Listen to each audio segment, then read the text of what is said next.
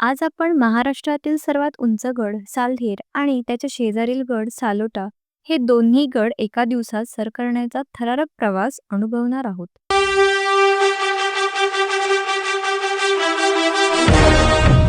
नाशिकच्या गुलाबी थंडीचा आनंद घेत आम्ही नाशिक वाणी मार्गे प्रवास करत वाघांबे गावाजवळ पोहोचलो.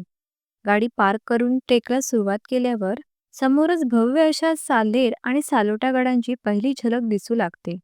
त्या गडांकडे पाहताच लक्षात येते की हा गड किती उंच, भव्य आणि अभेद्य आहे. साधारण 3 ते 3.5 तासाचा ट्रेक केल्यानंतर आपण गडाच्या मुख्य दरवाजावर पोहोचतो. गडावर चढण्यासाठी दगडात कोरलेल्या पायऱ्या आहेत. गडावर गेल्यावर आपल्याला परशुराम मंदिर, रेणुकामाता मंदिर, गंगासागर तलाव आणि दगडात कोरलेल्या गुहा पाहायला मिळतात. गंगासागर तलावापासून साधारण अर्ध्या तासाचा शेवटचा ट्रेक केला की आपण गडाच्या सर्वोच्च टोकावर म्हणजेच परशुराम मंदिराजवळ पोहोचतो. इथूनच आपल्याला मुल्हेर, मोरागड, सालोटा, हडसर असे बागलाण प्रांतातील अनेक गड एकाच नजरेत दिसतात. तर आजच्या या व्हिडिओमध्ये एवढंच. पुढच्या व्हिडिओमध्ये सालोटा गडाचा ट्रेक पाहायला मिळेल.